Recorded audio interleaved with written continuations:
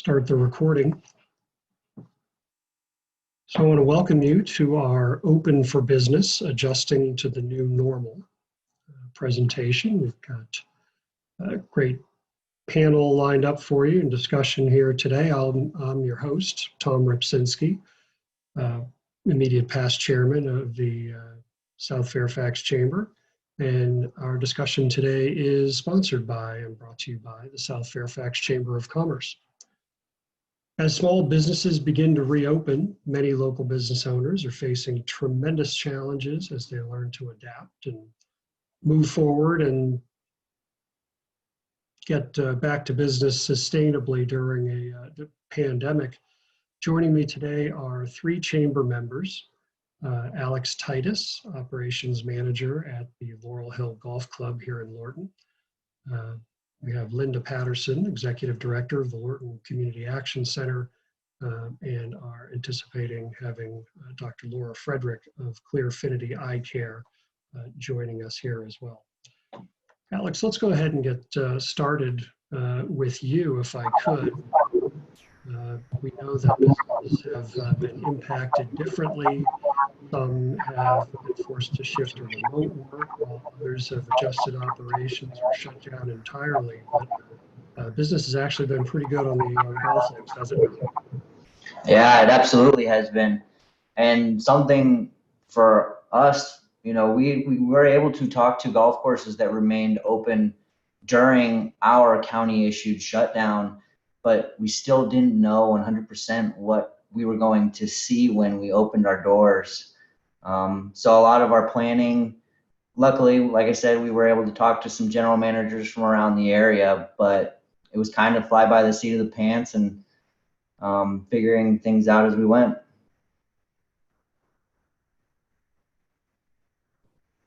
Oh, I lost. Let's follow up on that first, if I could, because it'll be one thing to understand what people are doing now and what's required, but how when you're flying by the seat of your pants like that, as you said, how were you able to adjust effectively to what seemed to be news changing all the time? There were no guidelines yet published by the state. And how did you find yourself making decisions on what would be safe? So I think from the get-go, we started with the most conservative route. We went above and beyond. We didn't just try and sneak by with what we thought we could get by with. It was aggressive. And so we went with everything that we could think of, getting sanitized, as far as keeping people away from each other. We did everything that, you know, in accordance with CDC guidelines at the time, and then tried to take it at least one step above that, just to, you know, account for anything that we really didn't foresee.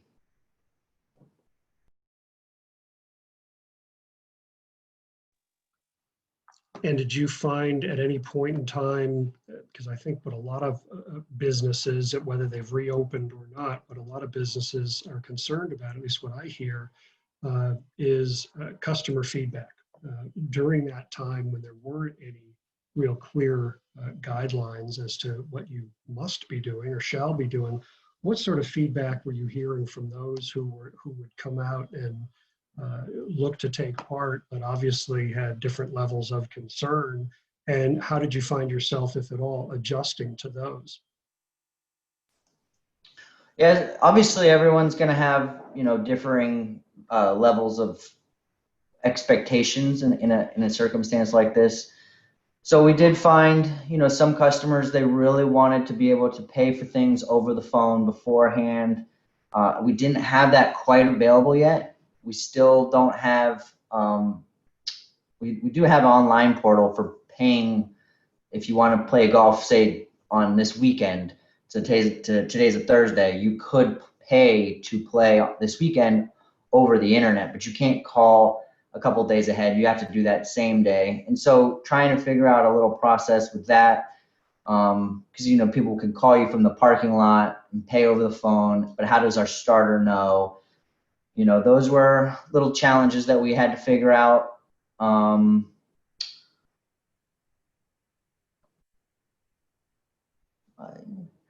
Well, it obviously worked with some success for you along the way, because I know I've heard from a number of folks who were pleased to be able to have that opportunity and the ability to get out. So many people feeling somewhat claustrophobic, tied up in their homes, and we've as we get out, the primary thing that we've heard, continue to hear on the news, and I think one of the primary things that businesses have had to adjust to is this concept of social distancing in a space that hadn't necessarily been prepared for social distancing previously, or had been, or some concerns about being able to take that into account. Linda Patterson, Linda with LCAC. When I say that, I think of your space in particular. How have you all been able in your retail environment, as it were, to deal with the social distancing aspects and requirements?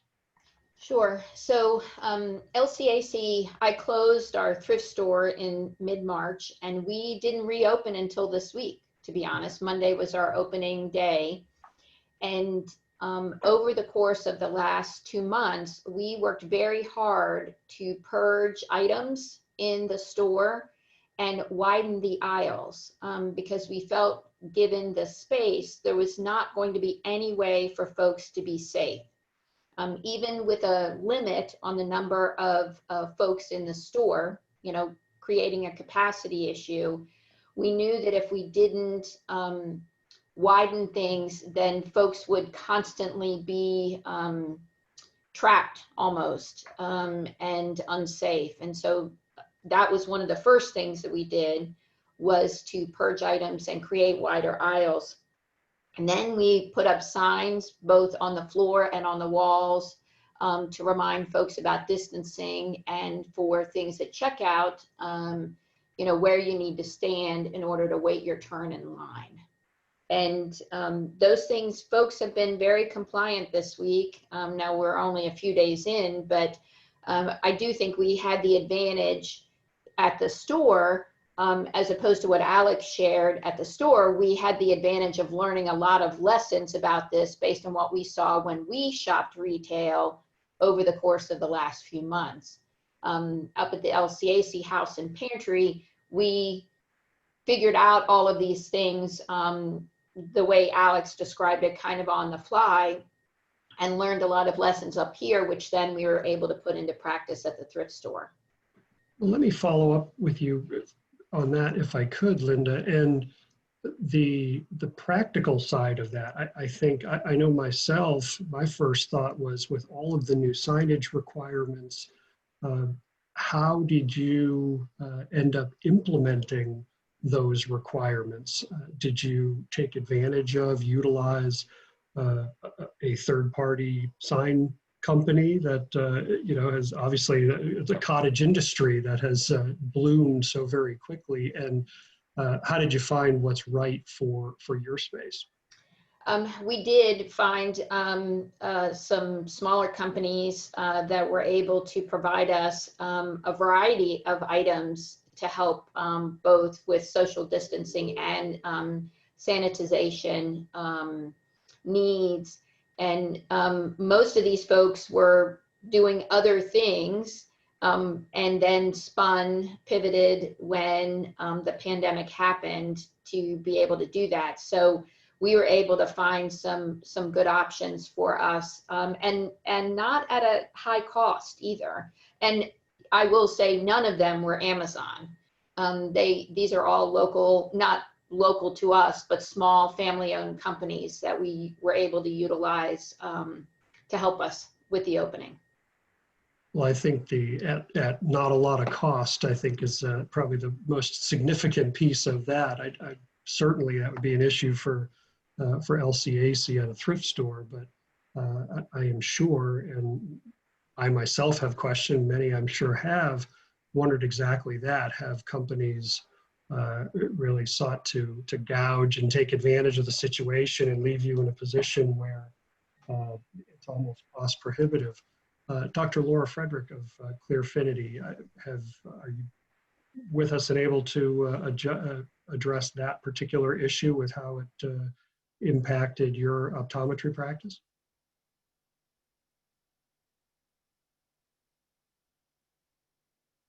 Dr. Laura?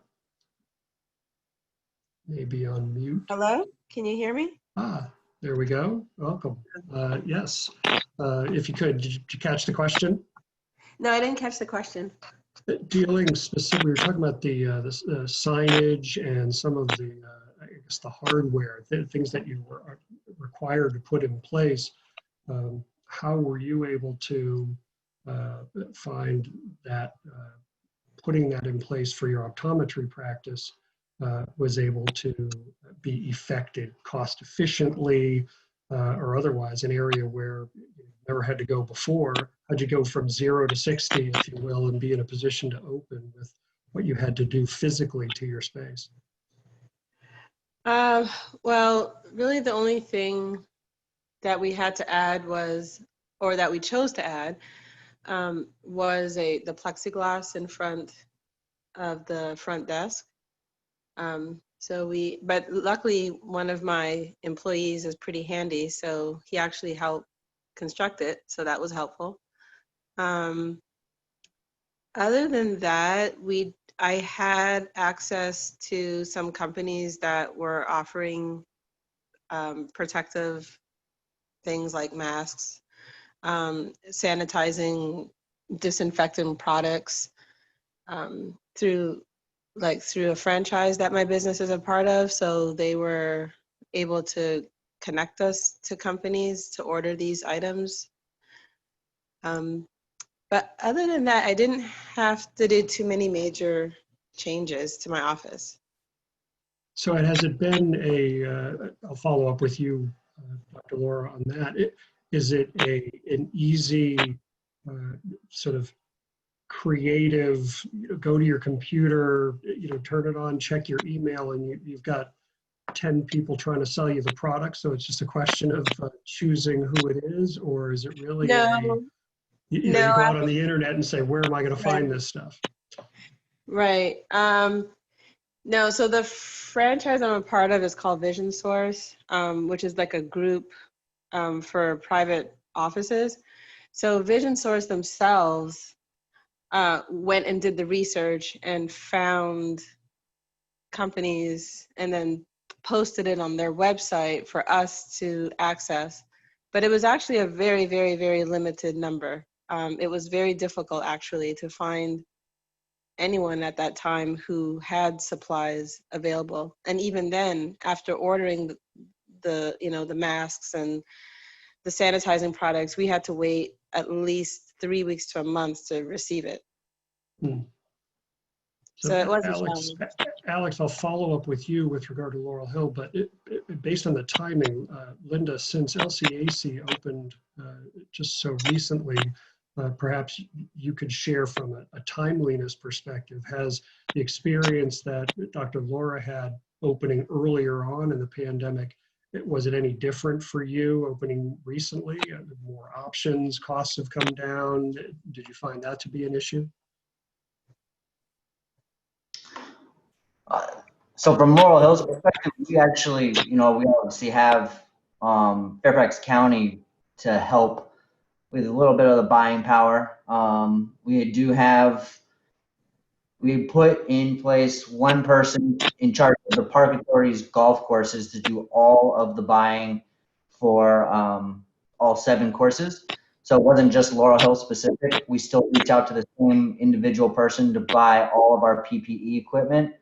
And that just kind of helped, everybody get in at once, and then also kind of put one chief in charge of, the buying of everybody's PPE, and to manage the cost as well. All the tracking, making sure, we have everybody lumped together with specific reasons for why we're buying PPE. Because hand sanitizer was purchased before, but it wasn't necessarily put into a coronavirus expense account, which, you know, will help us at the end of the year. So that's how we did it. Most of it was honestly bought through Amazon. We found that, you know, if we started, we opened on May 8th. We started buying probably around the first couple weeks of April when we started to get hints that we were going to open. But we had everything here before that May 8th opening date.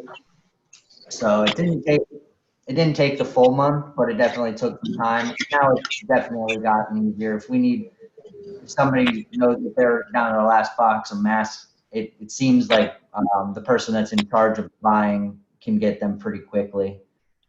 Linda, so we are hosting this in discussion and recording today. It's early August, end of the first week of August. And so just to try and get a sense for small businesses that might still be leery of opening or dealing with the issues, how did you find the same experience where you didn't necessarily have the advantage of the group buying power? Well, I think for us, as I mentioned before, we learned a lot of lessons up here at the house and the pantry because we never shut down operations. So we were seeing families and having to maintain social distance, serve people outside, regardless of weather, all of these things. We had to provide masks to clients because we didn't want them to be unmasked and interacting with staff and volunteers. And, you know, saw people provide some pushback about that, not nearly to the extent that some of these crazy videos you see on social media about people who were against wearing a mask. And so when we began to plan for the store opening, we had some concerns about how we were going to roll this out. The biggest concern that I had was to make sure that staff, and because we utilize volunteers at the store, that they always remain compliant when it came to masks and gloves, because they would be regularly at risk. And we needed to make sure that we always had plenty of PPE for them to keep them safe, because I felt like if they modeled for our customers, this was the way things are going to be, then you're less likely to, I think, get pushback from people. And our store has a very loyal customer base, folks who shop there regularly. And so I've been very pleased that there have been no issues at the store. And we were able to, we still haven't been able to, the hand sanitizing station has been the biggest challenge. That was on, I put that on order in April and it got canceled. The order got canceled by mid-June. It still hadn't arrived. And so I had to place another order with a different company. And so I do feel like for people who haven't yet opened, figuring out what your level of comfort is, right? Looking at places that have done things well, local places. For example, Great Harvest, I've shopped in there a couple of times and they have done a great job, a local business, to make sure that folks are safe. And I think figuring out from a personal perspective what you feel works, and then taking those lessons to apply it to your own context, I think will help customers feel like this is a place that you can be and be safe.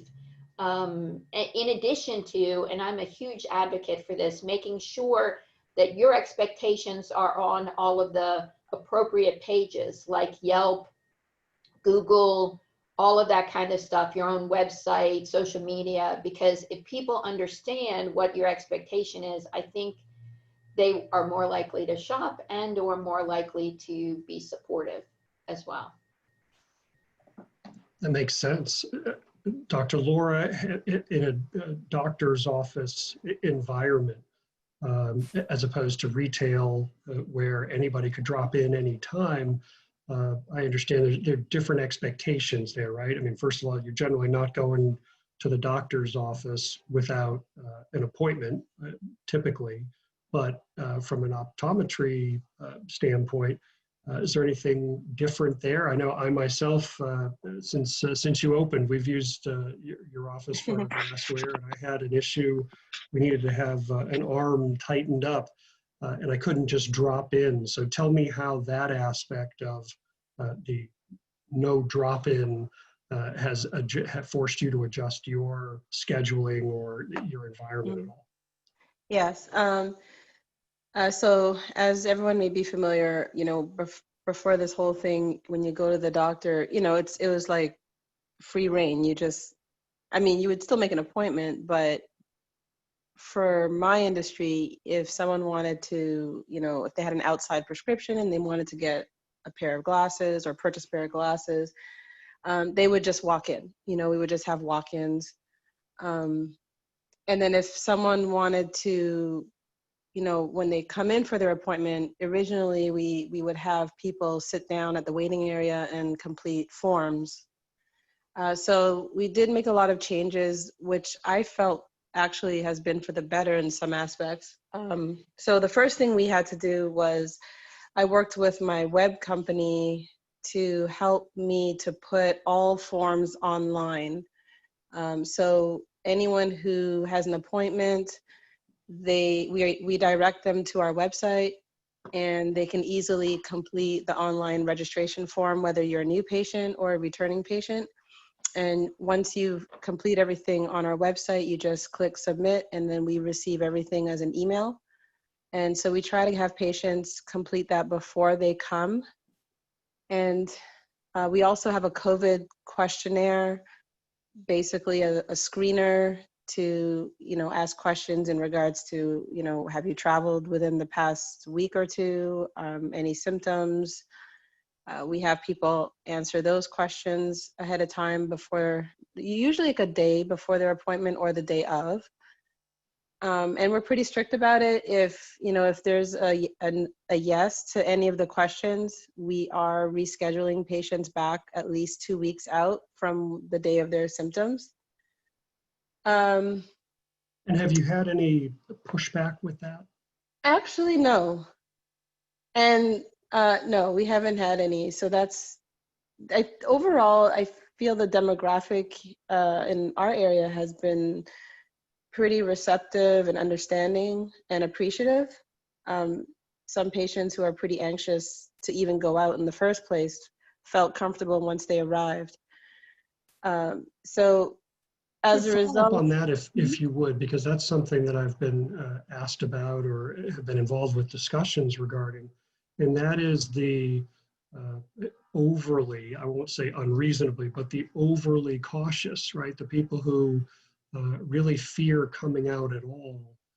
To what extent have you had to sort of sell them on the safety of your office, of your practice, to be able to come out? I think one of the biggest things is, as we were talking about the appointment only aspect of it, by cutting my appointments down to every hour, which is basically 50% capacity, and having appointment only visits, not only for the eye exam, but also to see the optician for any eyeglass issues or concerns, it results in us having pretty good control over the amount of people in the optical or in the office. To the point where it most of the time it ends up being either that person only being there, maybe no more than 2 or 3. If it's a family, then it's usually just the family that's there. So seeing that, we're not just allowing anybody to come in and that everything has to be by appointment. And then as soon as you walk in, we explain everything to patients ahead of time. You are going to have to sanitize your hands when you walk in immediately. We will take your temperature. So I had sent a mass email to all the current patients, as far as what we were doing. I have it posted on my website for the public. I put it on Facebook.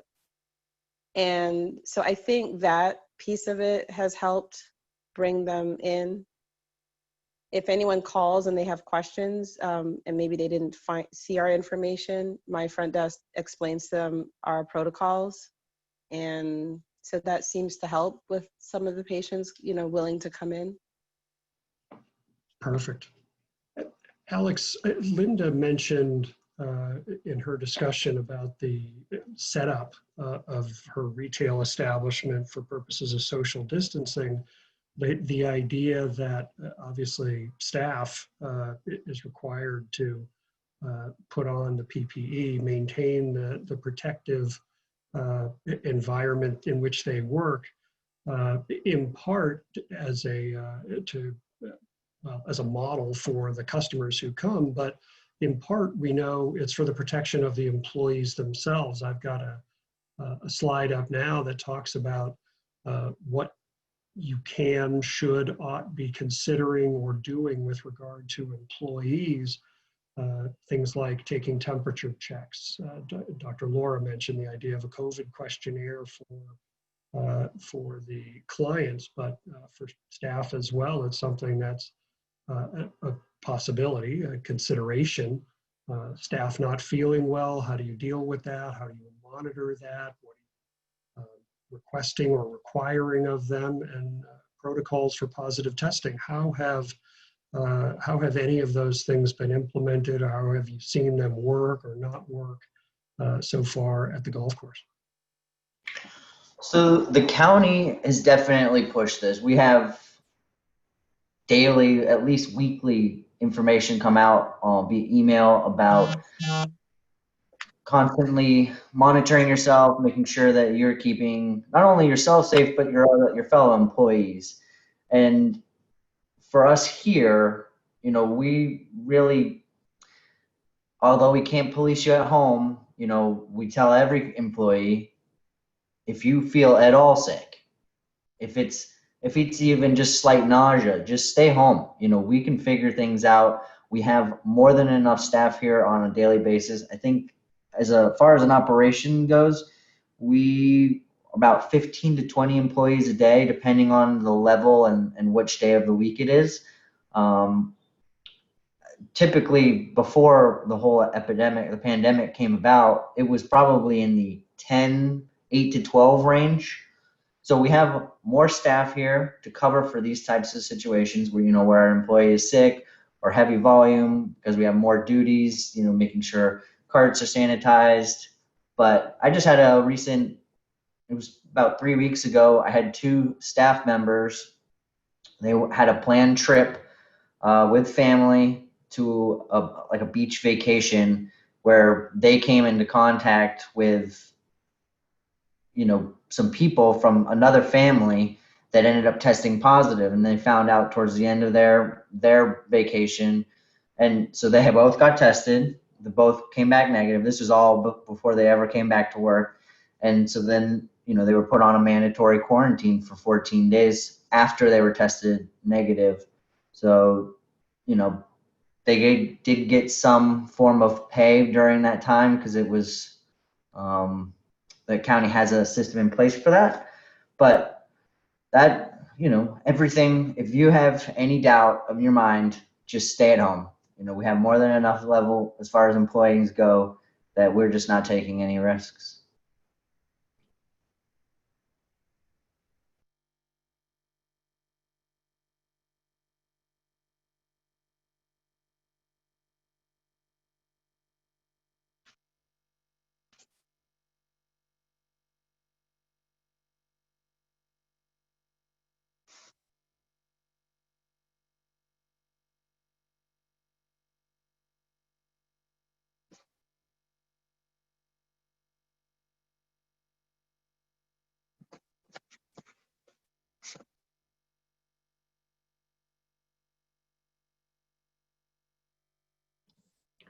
Tom, I believe you're muted. On mute, yeah.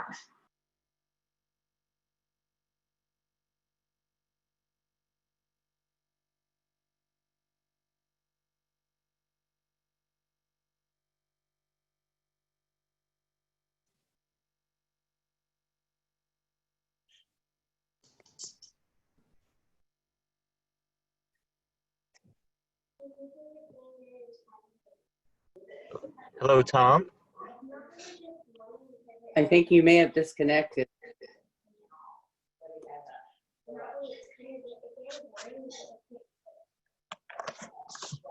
Hello?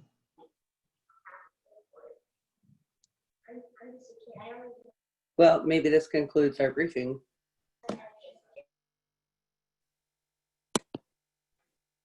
This is Tom. I'm still here. Is there anybody online right now who can hear me? I Okay, can- yes, we can hear you now, Tom. Oh, okay. Not sure what happened. I saw a whole bunch of lights changing. Everybody's mics were coming on and off, and I wasn't sure who was coming or going.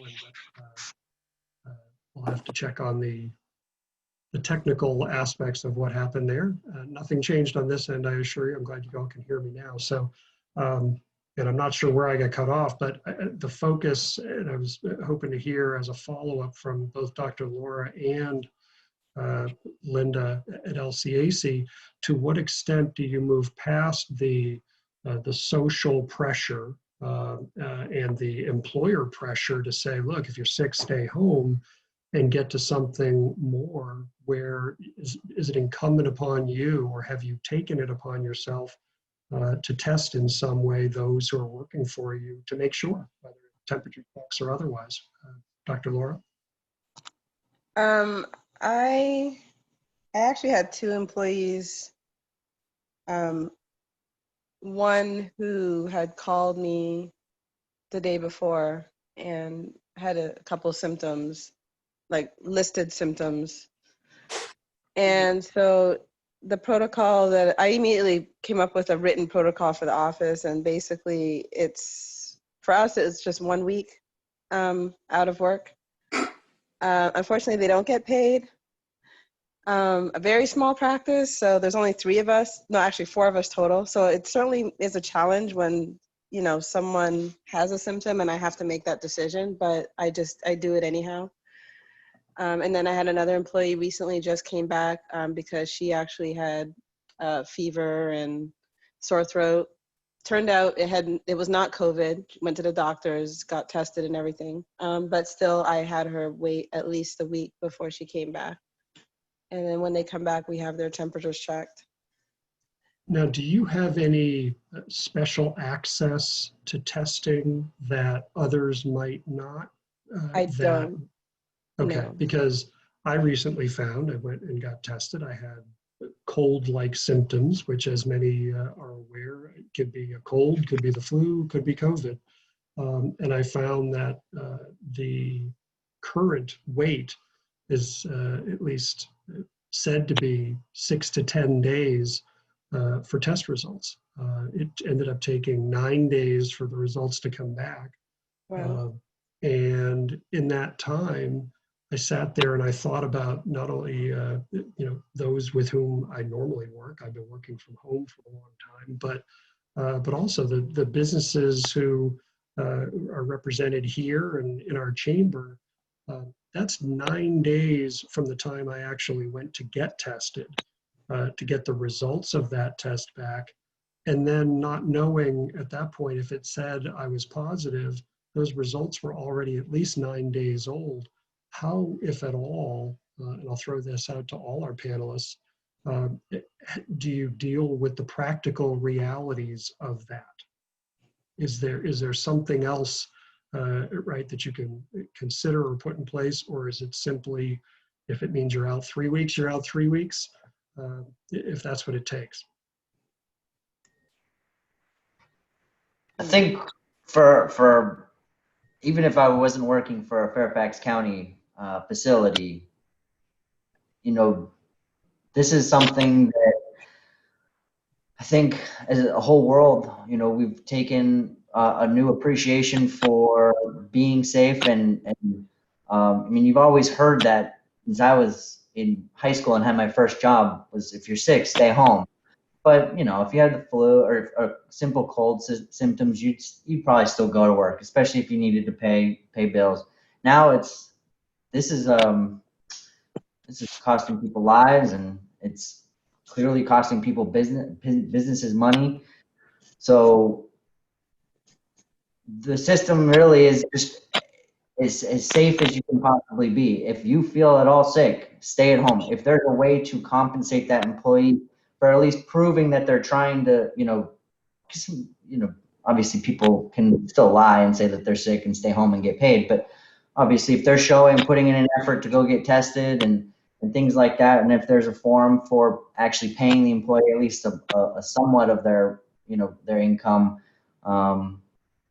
it is something that has to be done to keep everyone safe, because right now it's desperate times.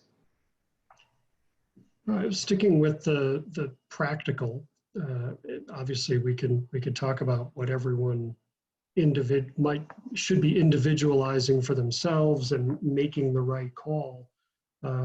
We have to presume that everyone isn't going to make the right call, and that certain people are going to come into our space who have, whether they're showing symptoms or not, they are carrying the virus. So the sanitizing protocols that we've touched upon, at least in part, are so critically important to doing what we can to overcome those who may not even know they are carrying it. So Alex, I'll follow up with you since you were just talking about it. The shared golf cart, for instance, the space and the things that it's not just being in the same space, but actually using the same equipment with something like that. What are you doing that people should be able to take comfort if they are thinking about coming out to your business? What are you actually doing to make that happen in a way that's going to best protect the folks who are coming out to the club? Yeah, for our customers, we sanitize our golf carts as soon as they're brought up and put on we have a concrete pad that we stage carts on. Customers come and take the carts that are, that are for their tee time. We've made it so it's 10 minutes before, you can't grab your cart. That's just kind of managed how many carts are being taken, how many carts are sanitized. They have time to dry, because obviously the sanitizing spray is a liquid. And so people can watch it. They watch us do it. We're doing it constantly. Every single time we pull a golf cart up from the charging stations down below our clubhouse. We also give out range balls with a round of golf. All of those buckets have been sanitized. There's 2 or 3 pumps at any given time right at our starting area, our staging area, that have sanitizer in them. As far as in the clubhouse, most of the time the doors are open. On high wind situations, we will shut the doors just because it blows paper and clothes and product all around in our pro shop. That just helps with touch points. We will sanitize the doors if the doors are shut. And then the bathrooms, we try and get in there once an hour with just a simple bleach solution and just spray down the faucets, which everyone touches.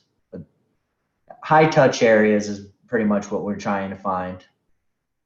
Dr. Laura, is there anything that you find yourself doing differently through your typical exam process that people could anticipate being different now than it was beforehand, that you believe was an appropriate change to added safety?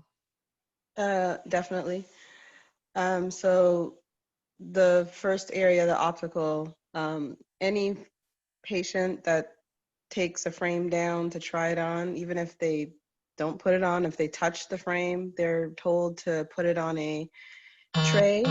And once the patient leaves, we take the frames and we actually have a UV sanitizing box that we put the frames in for about 15 minutes. And then we alcohol the demo lenses. And then, so that's the optician's job, and then he'll put them back. As far as the tech who brings the patient in to get pre-tested, her job is to basically clean.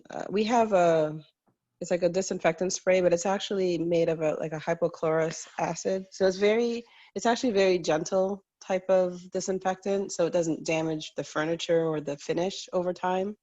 So we, will spray the seats, just anywhere that the patient has touched. The equipment, like the chin rests, the forehead rests. So after each patient, her job is to sanitize all those areas, and then she'll turn the lights off. And by doing that, it indicates to everybody that, okay, this room has been sanitized. After I finish with a patient, once they leave, I disinfect the exam chair, the slit lamp equipment that I use, the chin rest, the forehead bar. And I also make it a point to do it in front of the patient. So sometimes, the next patient that comes in, they'll actually see me doing that. So that just, emphasizes that, yes, we are doing this, and they witness it. Or before I put the phoropter, which is the device that we put, in front of you to check your prescription, I'll make it a point to clean it in front of the patient. There's a lot more cleaning going on, basically. We're using up a lot of paper, a lot of products, but at the end of the day, patients are appreciative. Linda, at LCAC in your retail outlet, you've talked about things that you've implemented. You've talked about what your employees have to do. And you even mentioned, I think, having people wear masks. Have you found that, enforcement of that, has it been a challenge? And what have you done, if anything, at least procedurally, to put in place enforcing a mask wearing requirement, for instance? Do you have a compliance officer, or is that something that just everybody is trained to do? Mm-hmm. At the store, we have 2 employees. We have a full-time manager and we have a part-time assistant manager. And so their job, which I have made very clear, is they are expected to always wear a mask, and they are expected to be the enforcers of the mask rule. We have a sign on the door, and we have not had any issues. And I think part of that is, like I've shared, because we didn't open until August, and Virginia has been a very strong, state as far as mask requirements, I feel like that has benefited us.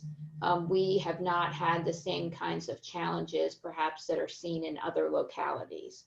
And I find Fairfax to be a very compliant community, in my opinion, when it comes to masks. It is rare for me to go anywhere and see someone not in a mask where they should be. And so I feel like that has been an advantage for our whole community, something that, people understand the necessity of that. Has the implementation of glove wearing made a difference at all? Has that? Well, I think it, for in a retail environment, it's definitely has been, for us at the store, has been outside of what we normally have done. And so the volunteers, there used to be a handful of volunteers, for example, that would always wear gloves, but most folks were not, they didn't feel like they needed to, and now it's mandatory. And so I do think that has gotten a little, getting used to. And we've also, because we implemented different restricted donation drop-off times, because the CDC had suggested that clothing sit for 72 hours before it's touched from a donation standpoint. And so we now have bins where we label when things have come in, and nobody touches them, even with gloves, until that 72 hours has passed. So, but all of those things are things that definitely take some getting used to. I imagine it does, but it sounds like, at least in your early days, things are going well in that regard. Mm-hmm. The following up, though, Dr. Laura, I'll ask you, because it seems like in your environment, it would probably be less likely to be an issue. So if we could hear from you, and then we will circle back to Linda. What about the idea of contactless payment, prepayment options? And for this, I think everybody recognizes that there are a host of options, but cash, at one point, cash was king. Nowadays, I actually have found myself apologizing as I've pulled out a bill to make payment. Have you seen any practical impact as far as payment options go? Well, majority of our patients are credit cards, so the cash element isn't too much of an issue. I mean, we have had patients who provide the cash, and in those circumstances, we would just, disinfect our hands immediately afterwards. As far as touchless, we do have, our POS terminal allows the patients to essentially do everything on their own. Now, the only part that can be a little tricky is that they usually sign off on the screen. And so we either sanitize between that, between patients, or in some instances, they just don't sign. So that just makes it completely touchless as far as us touching anything. Now, do they not sign by choice, or do you allow them to not sign? In some cases, we allow them to not sign if it's like a smaller purchase. Okay, so it's a risk decision, right? You're actually consciously deciding that, oh, it's okay, knowing that you're not having as much at stake. Right. Linda, the cash aspect of your retail establishment is such that I imagine most of what you face are cash transactions. How do you find yourself dealing with a cash environment? So we're about before pre-pandemic. We were probably 2/3, 1/3 with cash versus card, and now I only have a couple of days this week to go by, but we're now flipped, so it's 2/3 card, 1/3 cash. So people are using less cash than what they were pre-pandemic. That's the first thing. And so we, with gloves on, we just ask that the volunteers or staff who are ever running the point of sale to change their gloves. Gloves now are pretty cheap. We buy them in huge quantities. So they change their gloves and give that back. We have a plexiglass barrier, and we have set up our point of sale very similar to Dr. Laura, where there is no need for folks to touch the point of sale. And most of our transactions are pretty small anyway through that. So we found that right now, at least, is working just fine. And people feel safe with that.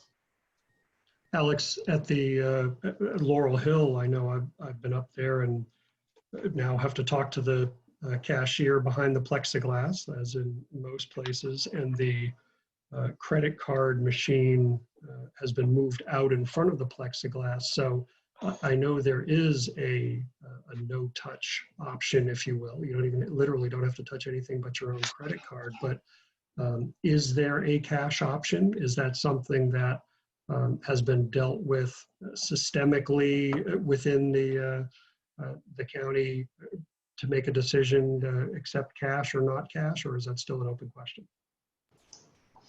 Yeah, at the beginning of this all, we were talking about not allowing cash, but since the day we opened, we accepted it. And I would say, a large percentage, or not a large percentage, some of our normal customers, our regular customer base, are starting to go back to using cash because they're probably comfort level. They've been coming in for 3 months now, and they use credit cards at first, but we're starting to notice our deposit bags are starting to grow back up to what they normally were.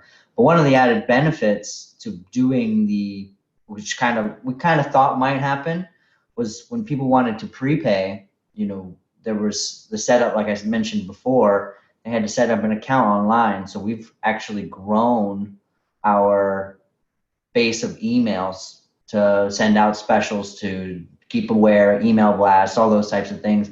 And so in doing something like that, where we set it did cost a little bit up front, but we've gained, quite a substantial amount of customers that we can now contact via, email blasts. Expand on that if you would. When you say it cost a little bit up front, meaning for the county, for the resources necessary to implement that, or for the customer who's paying up front? Yeah, it was, well, I think a little bit of both. For the county to set that up, we used an outside vendor. It was all part of, kind of happened a little bit in time with us transitioning from our point of sale.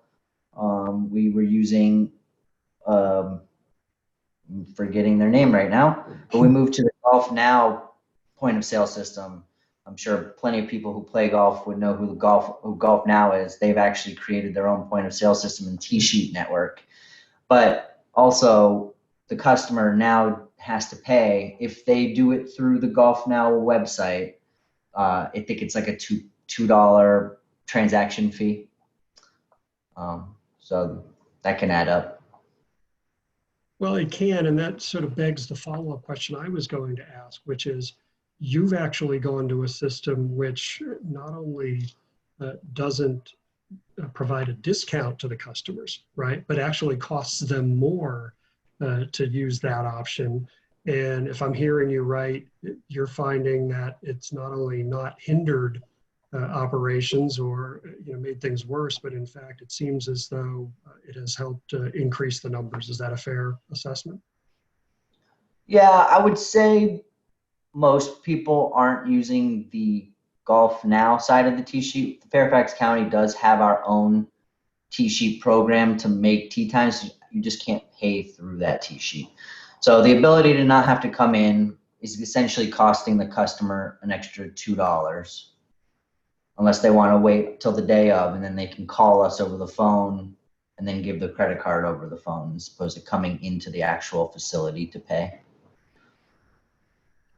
And so with the short time we have left, I'll throw it out there, both to you, Linda, and you, Dr. Laura, is, in terms of your point of sale options, did you explore other options? Did you end up finding that one works better than the other? Did you make any additional investment in how you collect payment, or has it just been make work what you have? Laura, Dr. Laura, you first? Pretty much make work what I have. Okay. Linda, much of the same? We had just invested in a new point of sale in January. Okay.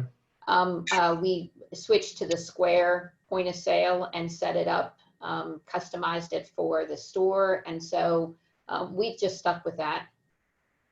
And you haven't had any reservations about it in this environment versus when you first made the decision to move to it? I have reservations about everything in this environment. But I think that for now, it seems to be working without any problems. And, we'll just have to see. I mean, one of the things that I think everybody agrees with in today's world, if you cannot adapt, you will fail. And so I'm just continuing to try to be flexible and take in all sorts of information to make sure that I make good decisions in the things that we're doing in our community. On that line, when you say you have to adapt, it occurs to me, I've seen in at least some retail establishments, I think CVS, for instance, it actually has a sign up saying that they have set aside particular hours for those who are more at risk, are considered our vulnerable populations. Is that something that you have considered doing at LCAC? Is that something that you ruled out, or it just doesn't make sense for there to be sort of a separate time for those who might want to, frequent your establishment but might consider themselves more vulnerable? At this point, we opted not to set up senior hours, for example, or anything like that. We did do things differently here at the house and deliver to a large number of seniors for groceries so that they're not coming on site. But when you're talking about the store, we felt like it was too early to make that decision to roll that out. We felt like there would be too many unknowns. So we thought we would stick with what we had for right now with these limited hours, 4 days a week, different donation process and everything else. And then we would figure out if we needed to kind of tweak things along the way. Dr. Laura, what about in a medical office environment? Have you felt the need to do anything differently in terms of the scheduling, separate apart, as you say, from your 50% as it is now with your various windows? Did you feel compelled to make some available just for the higher vulnerability category? No, just because the way I have it set up right now, anyone who comes in, they virtually have that space for themselves. And plus we've, since we've eliminated the whole walk-in aspect of things, the control is good enough where I didn't feel a need to have any special hours. Dr. Laura, I'll give you sort of the floor here. Is there anything in general, we've covered a number of specifics, is there anything in general about operating in this environment that you have learned that we haven't covered that business owners listening might be able to take advantage of? Anything that I've learned? Alex and Linda, I'm going to ask you the same question, so you get the advantage of thinking about it rather than being hit on the spot. It's okay if the answer is no. Yeah. You're learning on the fly, but it seems like you just implement. I mean, the whole change has actually, in some aspects, it's actually made things more efficient and better. Like not having walk-ins actually helps with. It actually helps with having that one-on-one time with the patient when it comes to purchasing of eyeglasses. It's like they feel that they are more taken care of. The cleaning part, I felt like maybe that's something we should have done before. Mm-hmm.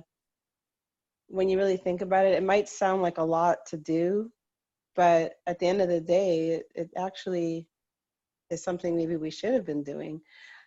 Sort of a heightened awareness of things that were always there, but just never felt like it was needed or worth spending the money on.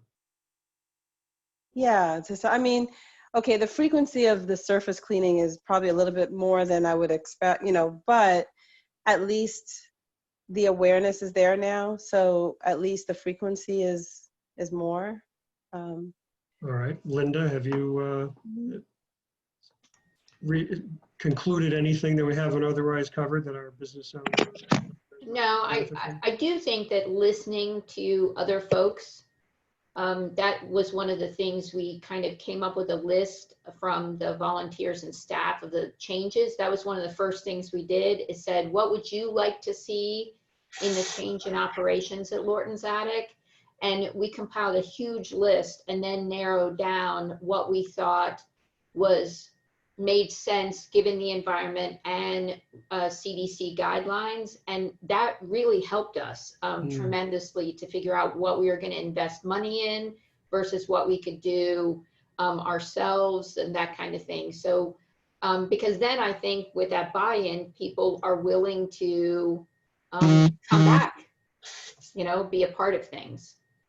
Alex, I'll give you the final word, but I'll include as I throw it to you. Could you see the Fairfax County or Laurel Hill Golf Club in particular asking a question like, what would you like to see change? And asking that of all your customers and thinking that you might actually be able to act upon it? As far as a daily operations standpoint, Right. or? Right. Yeah, so one huge thing that we did, I mentioned it before, was 10 minutes before your tea time was when you could come and grab your cart.